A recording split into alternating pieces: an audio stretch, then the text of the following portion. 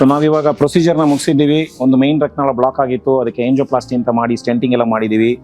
ಮಧ್ಯದಲ್ಲಿ ಸ್ವಲ್ಪ heart beat variations ಎಲ್ಲ ಆಗಿತ್ತು, ಅದಕ್ಕೆಲ್ಲ ಮೆಡಿಸಿನ್ಸ್ನ ಕೊಟ್ಟಿದ್ದೇವೆ. ಮತ್ತು ರಕ್ತನಾಳದಲ್ಲಿ ಬ್ಲಡ್ ಕೂಲರ್ ಸ್ವಲ್ಪ ಸ್ಲೋ ಫ್ಲೋ ಅಂತ ಕರಿತೀವಿ, ಆ ಥರ ಆಗಿತ್ತು, ಮೆಡಿಸಿನ್ಸ್ನೆಲ್ಲ ಕೊಟ್ಟಿದ್ದೇವೆ. ಅದು ಕೊಟ್ಟ ಮೇಲೆ ರಿಸಲ್ಟ್ಸ್ ಎಲ್ಲ ಚೆನ್ನಾಗಿ ಬಂದಿದೆ. ಈಗ ನಾವೇನು ಮಾಡ್ತಾ ಇದೀವಿ ಅಂತಂತಂದರೆ, ಒಳಗಡೆ ಇರ್ತಕ್ಕಂತಹ ಒಂದು ಏನು ಟ್ಯೂಬ್ ಹಾಕಿದ್ವಿ, ಆ ಟ್ಯೂಬನ್ನು ಇವಾಗ ತೆಗಿತಾ ಇದ್ದೀವಿ. ತೆಗಿಲಿಕ್ಕೆ ಆ ಟ್ಯೂಬ್ ಒಳಗಡೆಯಿಂದ ಒಂದು ವೈರ್ನ ಪಾಸ್ ಮಾಡ್ಕೊಳ್ತೀವಿ. ಸೊ ವೈರ್ನ ಪಾಸ್ ಮಾಡಿಕೊಂಡು ಅದನ್ನು ನಾವು ಒಂದು ಸ್ಟೆಬಿಲೈಸ್ ಮಾಡಿ ಟ್ಯೂಬನ್ನು ಇವಾಗ ತೆಗಿತಾ ಇದ್ದೀವಿ. ಸೊ ಇದೇ ನಾವು ಕೆಪಿಟರ್ ಅಂತ ಕರಿತೀವಿ. ಈ ಕೆಪಿಟರ್ನ ನಾವು ಒಳಗೆ ಪಾಸ್ ಮಾಡಿ ಅದ್ರ ಒಳಗಡೆಯಿಂದನೇ ನಾವು ಪ್ರೊಸೀಜರ್ನ ಮಾಡಿದ್ವಿ.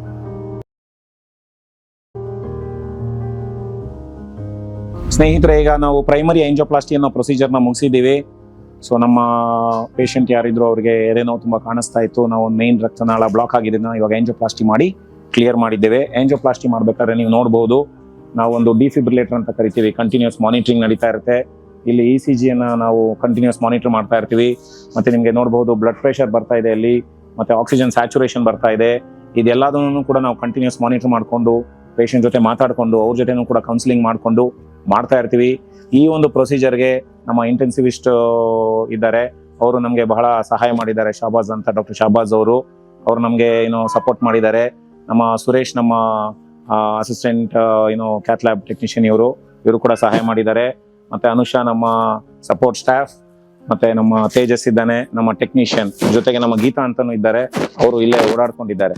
ಸೊ ಏನು ನಾವು ಪ್ರೈಮರಿ ಆಂಜಿಯೋಪ್ಲಾಸ್ಟಿ ಅಂತ ಕರಿತೀವಿ, ಈ ಪ್ರೊಸೀಜರ್ನ ನಾವು ಕ್ಯಾತ್ ಲ್ಯಾಬ್ ಅನ್ನೋ ಒಂದು ಫೆಸಿಲಿಟಿನಲ್ಲಿ ಮಾಡ್ತೀವಿ. ಇದು ಬಾರಿ ಎನ್ಕ್ಲೋಸ್ಡ್ ಏರಿಯಾ ಇರುತ್ತೆ, ಸ್ಟರೈಲ್ ಏರಿಯಾ ಇರುತ್ತೆ.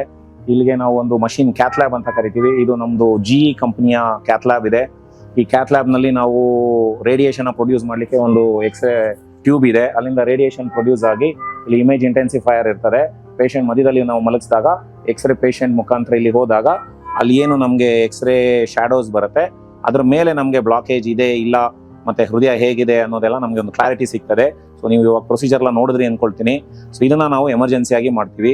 ಫಾರ್ಚುನೇಟ್ಲಿ ನಮಗೆ ಪ್ರೊಸೀಜರು ತುಂಬಾ ನೀಟಾಗಿ ಆಯಿತು, ಎಲ್ಲ ಚೆನ್ನಾಗಾಯಿತು. ಸೊ ಕೆಲವೊಮ್ಮೆ ಕಾಂಪ್ಲಿಕೇಶನ್ಸ್ ಆಗ್ತದೆ, ಪೇಷಂಟ್ಸು ಇಷ್ಟು ಸ್ಟೇಬಲ್ ಇರಲ್ಲ, ಅನ್ಸ್ಟೇಬಲ್ ಇರ್ತಾರೆ. ಅವಾಗೆಲ್ಲದನ್ನು ಕೂಡ ನಾವು ಒಂದು ವ್ಯವಸ್ಥೆಯನ್ನು ಮಾಡಿಕೊಂಡು ಪೇಷಂಟ್ ಚೆನ್ನಾಗಿ ಹಾರ್ಟ್ ಬೀಟ್ ವೇರಿಯೇಷನ್ ಆಗ್ತಾ ಇರುತ್ತೆ, BP ಲೋ ಆಗ್ತಾ ಇರುತ್ತೆ, ಉಸಿರಾಟದ ಸಮಸ್ಯೆ ಆಗ್ತಿರುತ್ತೆ. ಅವಾಗ ನಾವು ಏನು ಸಪೋರ್ಟಿವ್ ಇರ್ತದೆ, ವೆಂಟಿಲೇಟರ್ ಬೇಕಾಗ್ಬೋದು, ಡಿಫಿಬ್ರಿಲೇಟರಲ್ಲಿ ಶಾಕ್ ಕೊಡಬೇಕಾಗ್ಬೋದು, BP-ಗೆ ಮೆಡಿಸಿನ್ಸ್ ಹಾಕೊಳ್ಳಿಕ್ಕೆ ಇನ್ಫ್ಯೂಷನ್ಸ್ ಬೇಕಾಗ್ಬೋದು. ಈ ಥರದ್ದೆಲ್ಲದನ್ನು ನಾವು ನಮ್ಮ ವ್ಯವಸ್ಥೆ ನಮ್ಮ ಕ್ಯಾತ್ ಲ್ಯಾಬ್ನಲ್ಲಿ ಮಾಡಿಕೊಂಡು ನಾವು ಮಾಡ್ತೀವಿ.